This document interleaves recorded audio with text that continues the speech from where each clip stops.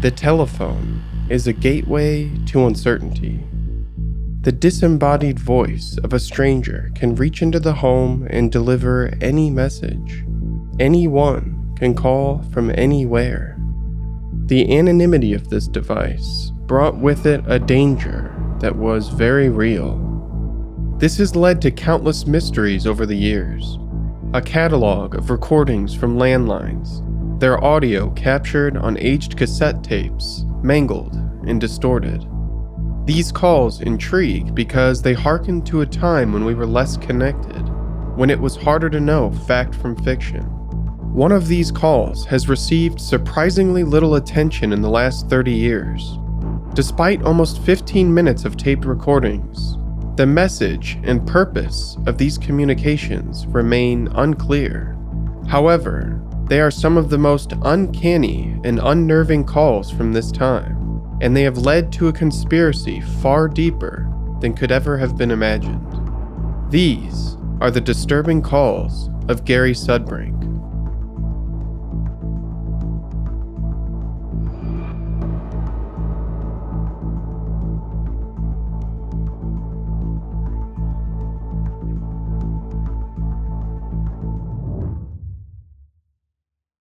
In 1993, Gary Sudbrink was an Air Force captain who was assigned to work in a medical pharmacy in San Antonio, Texas.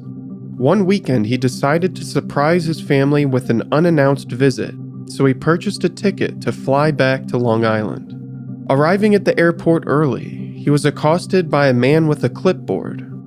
The man asked Sudbrink for his name, his final destination, and other personal questions. Sudbrink estimated the man was a surveyor or a salesman and disregarded these questions. However, when he boarded his flight, another man began to accost him. This second man sat nearby and asked similar personal questions until the flight attendant requested to see his ticket. When it didn't match his seat, he was promptly relocated. However, Sudbrink was unsettled.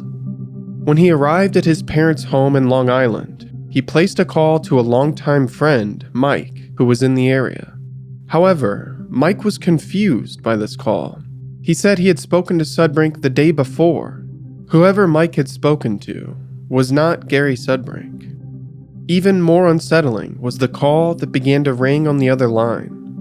Sudbrink answered at 10:30 p.m. on Monday, February 8th, 1993. The following is a recording of that call.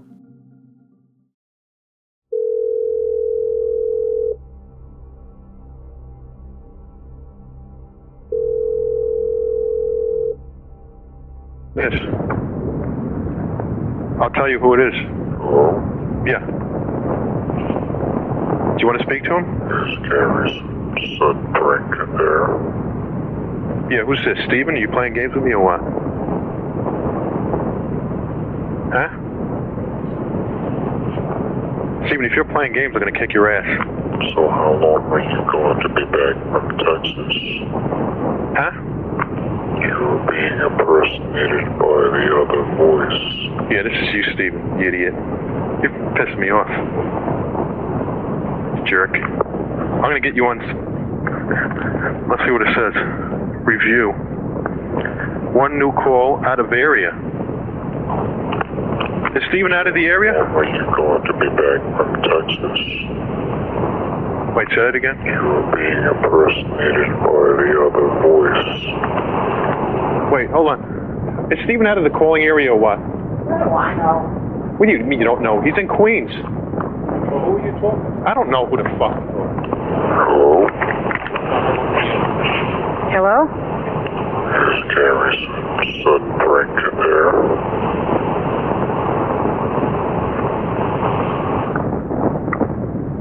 Who is this? Sounds like a freaking robot. Hello? How long are you going to be back from Texas? What was that again, sir? You're being impersonated by the other voice. Oh, be quiet, Alpha. Sorry, would you see that again? Hello? Being impersonated by what voice? Hello? Yeah. Hello? There's Gary Sudbrink there. Yeah, hold on a second. Yeah, what is your question? I'll answer it. So how long are you going to be back from Texas? How long? You're being impersonated by the other voice. Right. When am I coming back? Is that your question?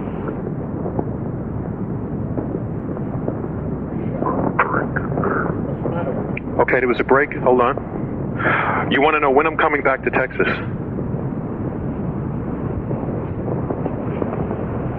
Oh, is that your question? So how long are you going to be back from Texas? How long am I going to be back from Texas? That question doesn't make any sense. By the other voice. Okay. I'll be coming back eventually. I can't tell you when. You should know that question, the answer to the questions, because you seem to know more about me than I do. You know what I'm saying? Are you an intergalactic person? Are you a space alien? Sounds like he hung up. I can't believe this. He hung up, Gary. See if he comes back. All right, I'll hang up.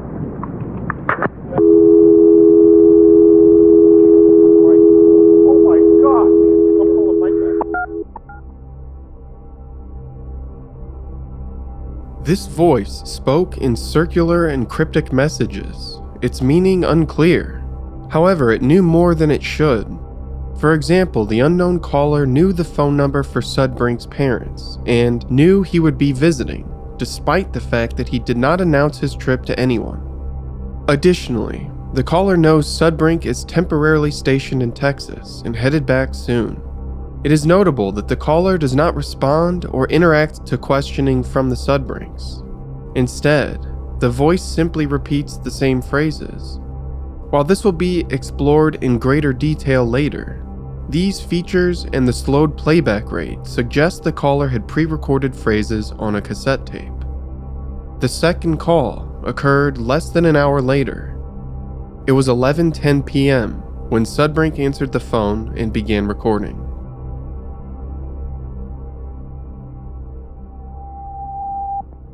Yes, speaking.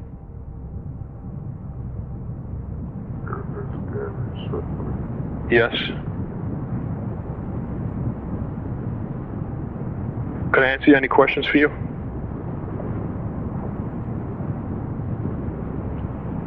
Are you back from Texas? Not back yet, no. How long are you going to be back from Texas? Let me answer. First, you tell me, where are you calling from?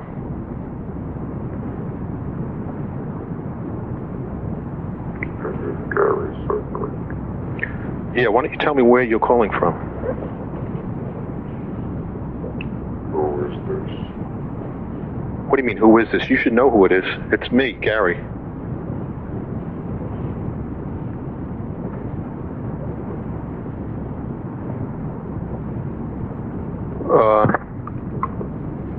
Wait, let me ask you this question. Where are you calling from?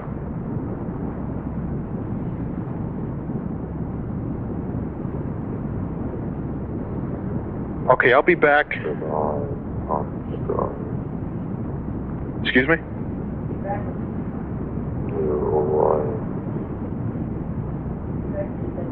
I can't hear too well. Yeah, it is a full moon out. That's true. Could you identify yourself?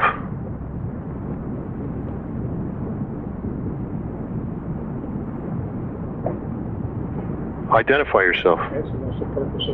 Why are you calling me? Excuse me?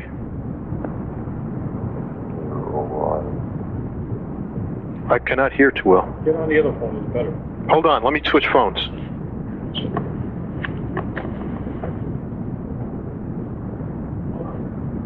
Okay. Okay, hold on. Now, who are you?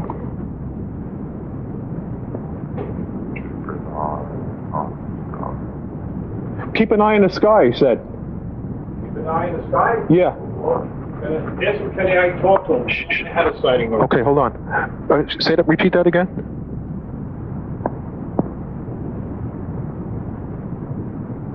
Please repeat.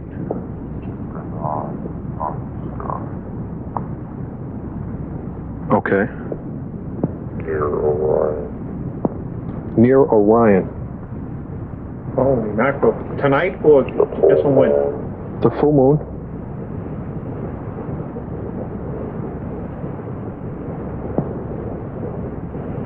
They told So, double from here. Repeat.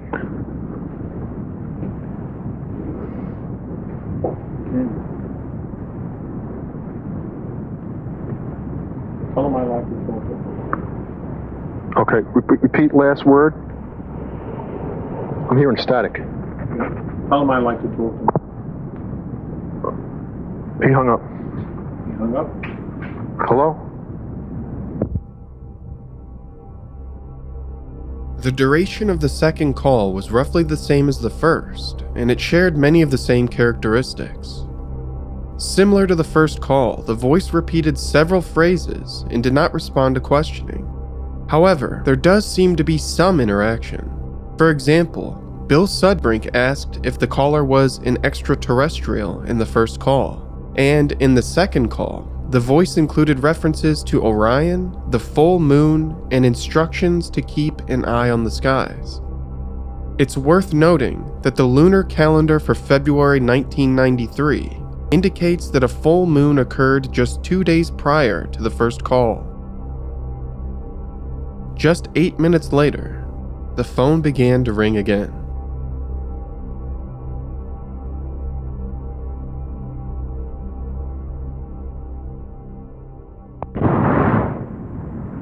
Okay. Yeah, it's taking time for him to talk. Who is this?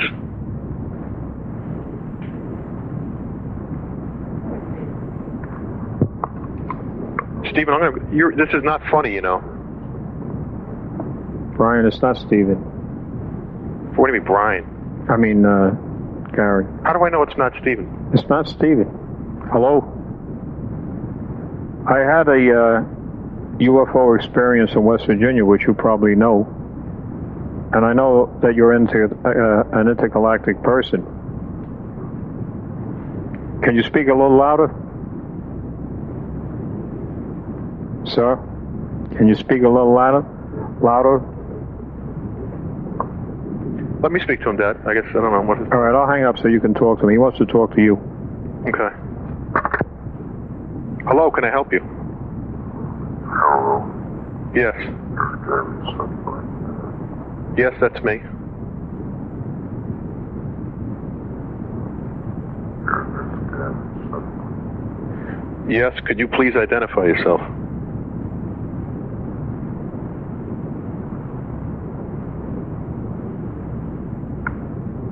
Identify. Oh, you're back from Texas. Yeah, I'm back. I'm in Texas right now. Oh, he asked me a question. No, I'm in New York right now. You know that. Why are you asking me such a question?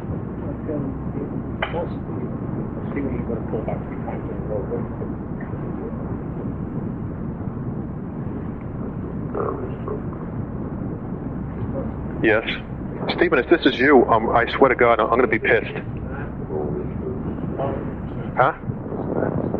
I'm trying to listen to him. Excuse me? Get the hell up.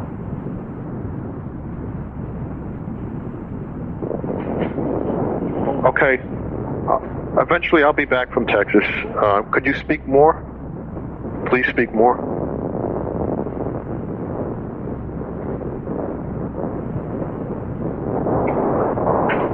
I guess it's not Stephen. I believe it because I'm getting static. People were not raised 3 times. Let me go on this phone because I can never hear on this phone.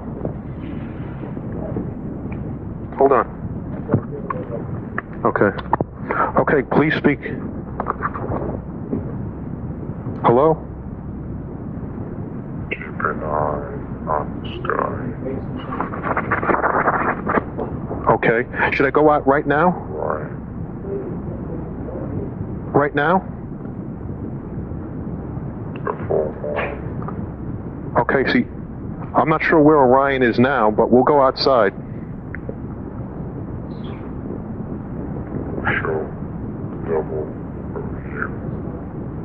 It was show double from me. Repeat that again?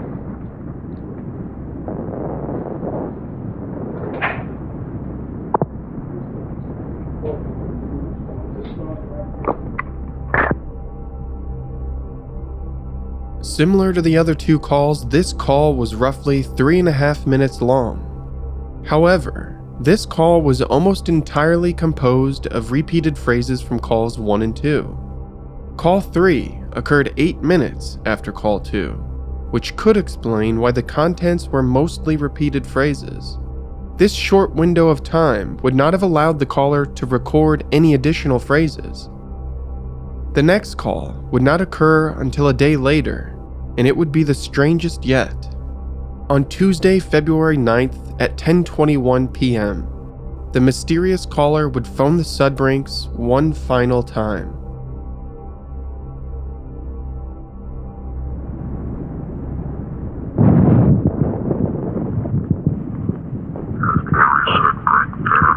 Yes, this is me. Can I speak to you? Can I ask why you're... Yes, can I ask why you're calling?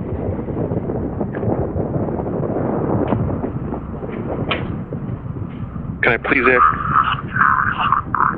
Yes, this is.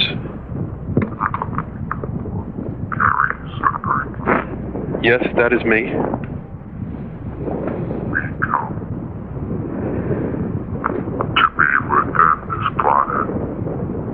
Say that again?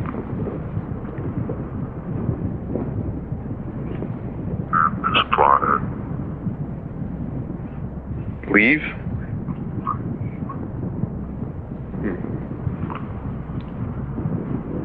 We come I'm staying right here. to be within this planet. Is this a joke or what? The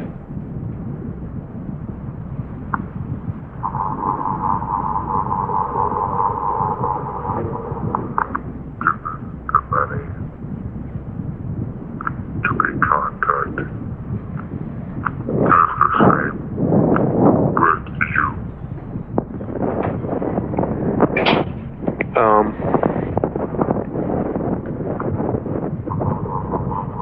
I have to think about that. I'd like to see you. The many to be contacted as the same with you. Hey, let me tell you something. I've been listening to you, and I've had contacts with you.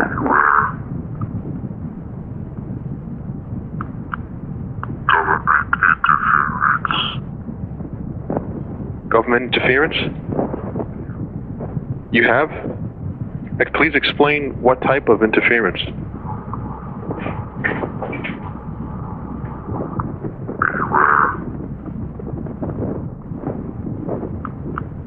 Okay. Government interference. Visitations to be disrupted by them. Appears. Sun will rise from dark side of world. No. The sun will rise from the dark side of the moon. Okay, what branch of the government?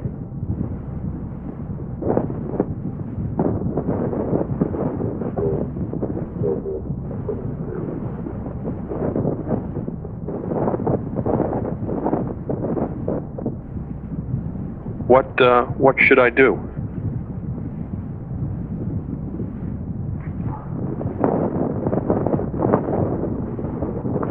Beware. Government interference.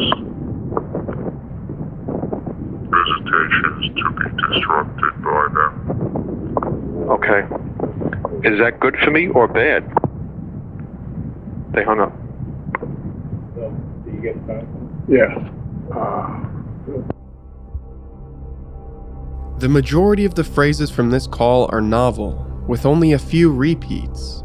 The caller continues to fixate on extraterrestrial themes. However, this time Bill and Tom Sudbrink are in the home, and they take turns questioning the voice for additional information. They allude to a previous close encounter, the uncle stating that he had experienced contact before. In this call, the voice repeats the phrase, "The sun will rise on the dark side of the moon." The far side of the moon is typically the dark side. However, during the new moon phase, the sun shines on this far side. Could the voice be alluding to the new moon phase, which would occur on February 21st, less than 2 weeks away? Were these calls an authentic contact with some unexplainable source, or were they simply a hoax perpetrated by the Sudbrinks or someone close to them? Many of the theories that attempt to explain these calls only end up raising more questions.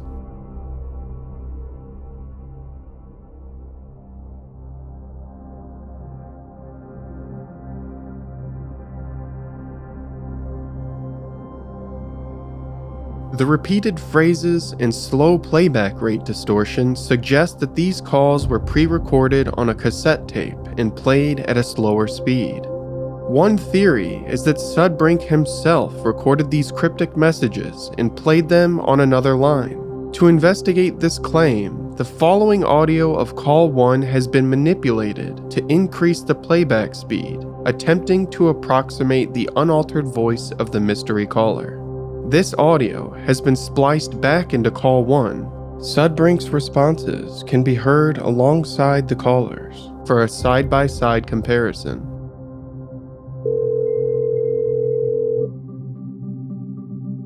Yes. I'll tell you who it is. Hello? Yeah. Do you want to speak to him? Is Gary Sudbrink there? Yeah, who's this? Steven? Are you playing games with me or what? Huh? Steven, if you're playing games, I'm going to kick your ass. So how long are you going to be back from Texas? Huh? You are being impersonated by the other voice. Yeah, this is you, Steven, you idiot. You're pissing me off. Is Steven out of the area? Are you going to be back from Texas? Wait, say that again? You are being impersonated by the other voice. Wait, hold on. The voices sound dissimilar. However, for further verification, the word Texas was isolated from the voice and Sudbrink, and this word was developed into a spectrograph. It's a visual representation of the spectrum of frequencies within the sound. Lastly, both of these readings were plugged into a comparison tool to compute the normalized cross-correlation of both audio files. The program determined these two words shared a 30% similarity and are likely not a match. In the first and third calls, Sudbrink asks if the voice is Steven, his younger brother. There were 3 boys in the Sudbrink family, Steven the oldest, Gary the middle, and Brian the youngest. None of the Sudbrink brothers were known to be pranksters. Steven Sudbrink later reported an unexplainable event that seemed to match the high strangeness of the 93 calls. Several years prior, Steven was driving to a wedding on Long Island. He reported seeing Gary driving alongside him on the road.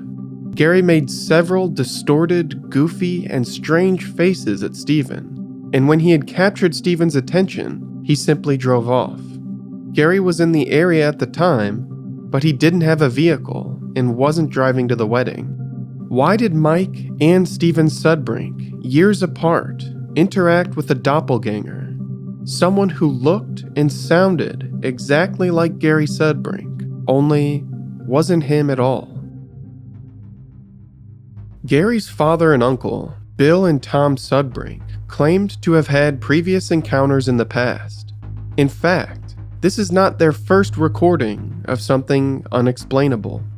On May 28, 1989, the two brothers were returning from a vacation in West Virginia when they spotted an unidentified flying object. They encountered this object spontaneously throughout their drive, and it was remarkable enough for the men to pull to the side of the road, unpack their video camera, and attempt to record the object. Bill Sudbrink filmed the sky, hoping the object would appear a third time, and he was not disappointed. A bright light aberration appeared in the sky, and Sudbrink filmed this object for 4 seconds before it vanished. A MUFON investigator and optical physicist, Dr. Bruce Maccabee, reviewed the footage and published his findings in the May 1990 issue of the MUFON UFO Journal. He claimed that due to the poor resolution of the camera and the size of the aberration, he could not determine if it was the result of an artifact in the film or a genuine sighting. The brothers joined the Long Island UFO Network, and they participated in the investigation of the 1992 South Haven Park UFO crash. A press release from August 1998 outlined the following events. On November 24, 1992, a man was driving east on Sunrise Highway and reported seeing a craft that he described as, quote, tubular in shape with 2 large bright blue lights on each end, with a bright white light in its center, whose structure was composed of a dull, metallic gray texture. The object made a tight turn, crossed the highway, and crashed into the woods of South Haven Park on Long Island. On impact, a white beam erupted that was bright enough to turn night into day. Tom and Bill Sudbrink were part of the investigative team who visited the site over the following weeks. They obtained VHS footage from an anonymous source, and this footage was later enhanced by Preston Nichols, the progenitor of the Montauk Project conspiracy. The aftermath of this crash and investigation is long enough for its own video. However, Steve Iavarone, who was vice president of the LIUFON at the time, claimed that he was being surveilled, that his house was being broken into, and his phone was being tapped. Shockingly, he claimed that computer-altered voices left menacing messages on his answering machine. Could these have come from the same caller who phoned Gary Sudbrink in 1993, just a year later? One last potential explanation is that these calls were truly from some inexplicable source. Some have suggested this call came from a man in black. This term was popularized by John Keel in 1967. During his investigation into hundreds of UFO cases over the years, he reported that nearly 50 involved witnesses who were later visited by officials who discouraged them from speaking further and secured any evidence of the encounter. The Men in Black were an organized form of intimidation and retaliation against witnesses, abductees, and investigators. There are several correlations between the Sudbrink calls and Men in Black visitations: slowed speech, robotic inflection, and looping remarks, the majority of which occurred over telephone. One of the most prominent cases occurred in 1976. Dr. Herbert Hopkins was a physician and hypnotist who regressed a claimed abductee and later received a visitation from someone claiming to be a UFO investigator. While Hopkins recounted his case notes, the investigator wiped at his mouth, smearing away what appeared to be lipstick. The man appeared pallid and sickly beneath the makeup. He later commanded that all evidence be destroyed, and Hopkins claimed that as the minutes wore on, the man became increasingly robotic. His speech began to slow, and the time between words began to increase, until the man announced his energy was low and left. One account of this incident involves Hopkins experiencing telephone technical malfunctions in the weeks that followed. When the telephone company finally came to the site, they determined his landline had been tampered with. In nearly all of the stories cataloged in Nick Redfern's book, mysterious callers contact investigators, abductees, or witnesses to extraterrestrial events, and leave cryptic and robotic messages over the phone? Could it be that these calls were somehow related to the investigations of Bill and Tom Sudbrink? In 1993, Gary Sudbrink answered 4 phone calls that would follow him for the rest of his life. There are countless questions that remain unanswered, lost in the decades between these calls and now. When the voice spoke of impersonation and doubles, was it warning of the doppelganger that had interacted with Mike and Steven? Or were the messages about Orion and the moon a warning to Bill and Tom Sudbrink about their extraterrestrial experiences? These questions only lead to more questions. So we're left with nearly 15 minutes of recorded audio and a question about ourselves. What do we choose to believe?